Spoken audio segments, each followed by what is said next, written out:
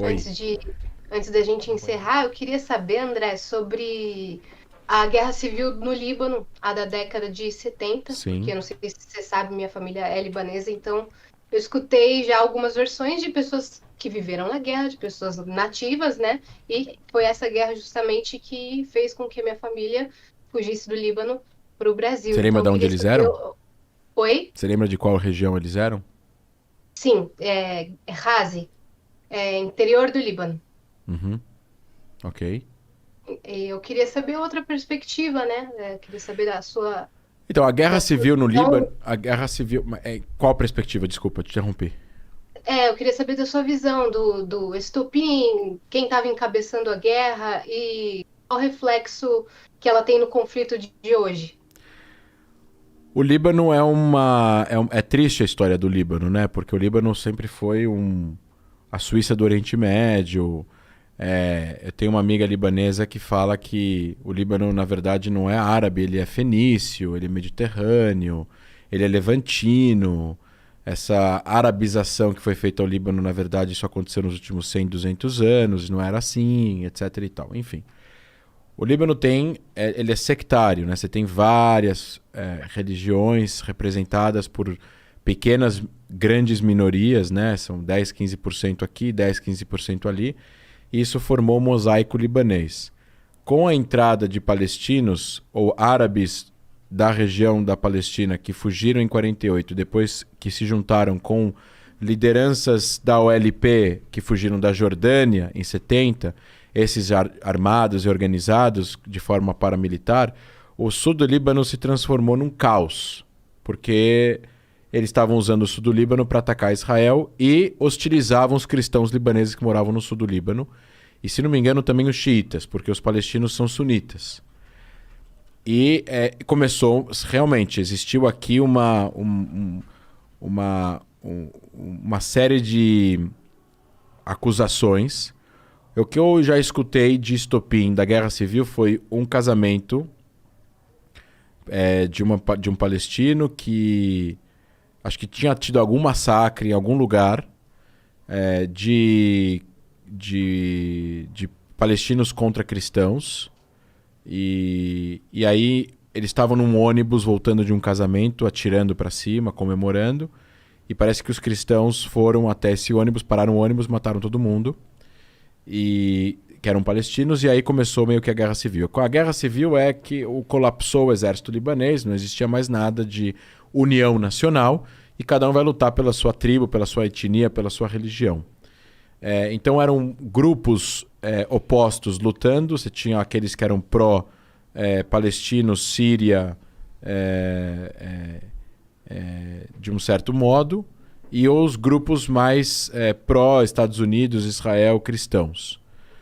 No caso, Israel vai invadir o sul do Líbano em 82, vai fazer várias operações até lá, mas vai invadir o sul do Líbano em 82, vai tentar proteger esses vilarejos cristãos que estavam sendo alvejados e perseguidos por palestinos no sul do Líbano, vai empurrar a OLP para depois do rio Litani, que logo depois de 4 ou 5 dias Israel chega já, o exército israelense chega em Beirute e cerca a OLP, que vai fugir para a Tunísia.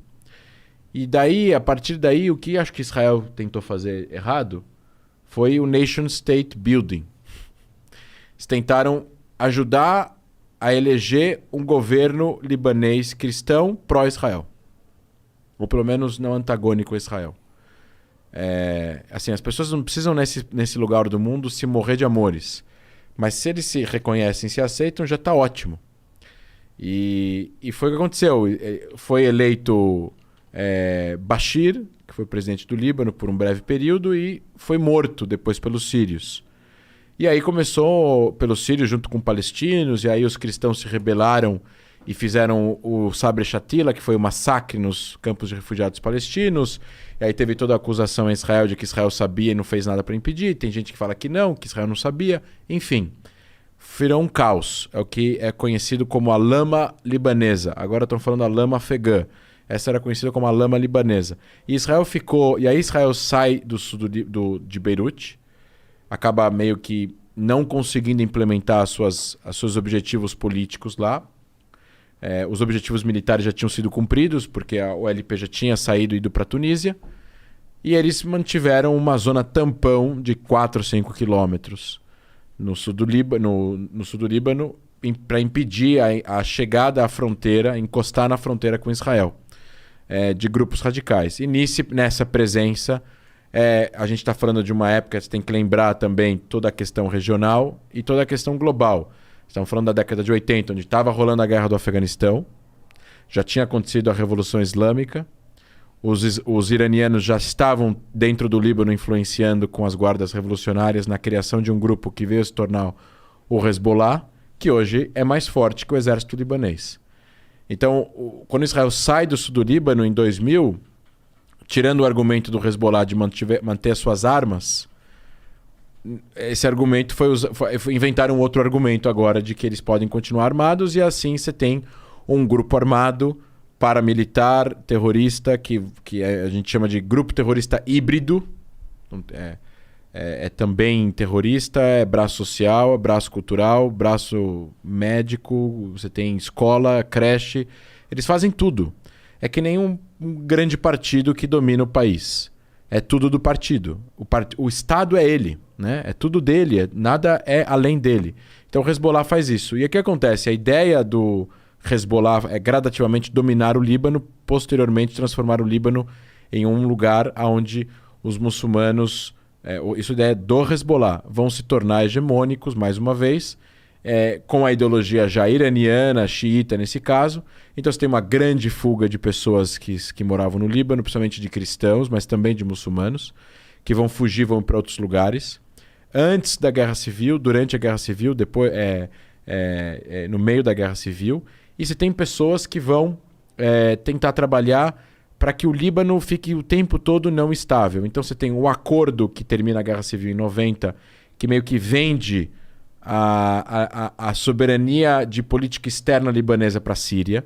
Aí você tem uma grande presença militar síria na guerra no Líbano até 2005. E aí quando a Síria sai do Líbano, existe toda uma questão de presença iraniana junto com o Hezbollah na oposição. Aí tem a guerra do Líbano com Israel em 2006, que na verdade foi uma guerra do Hezbollah com Israel, onde Israel não responsabiliza o Líbano e sim o Hezbollah, tanto que há muitos alvos atingidos, a maior parte dos alvos atingidos são do Hezbollah e não do Estado libanês. E aí a partir de 2009, 2010, o Hezbollah entra para o governo libanês.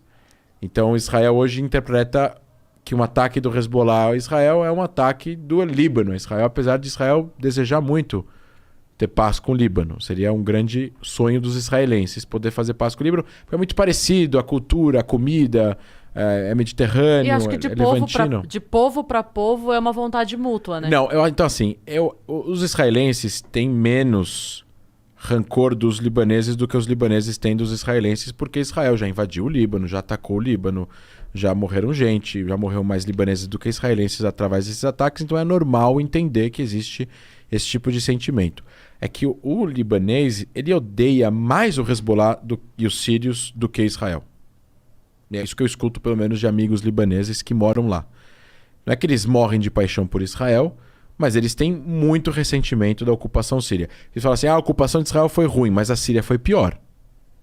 E a gente está falando de árabes, muçulmanos, etc. e tal. Então, assim, o que o Hezbollah... E só para terminar, Yasmin, a ideia que está por trás dessa crise econômica em toda é que eventualmente vai sucumbir e aí vai ser a entrada do Irã de uma vez por todas dentro do Líbano, porque enquanto que a moeda desvalorizou e tá acontecendo tudo que está acontecendo lá, que não tem eletricidade, não tem gasolina, não tem gerador, não tem nada, não tem remédio, porque o Líbano depende de 80% de importação, o Hezbollah está recebendo dinheiro do Irã e está comprando vouchers.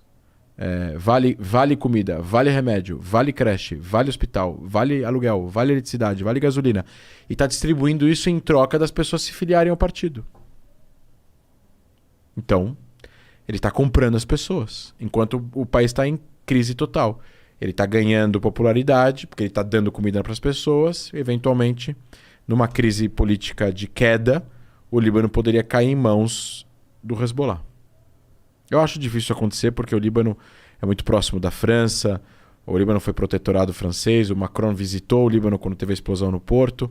Mas, assim, é isso. A amônia que estava guardada no porto era do Hezbollah, que estava sendo guardado para o regime sírio. É tudo culpa deles.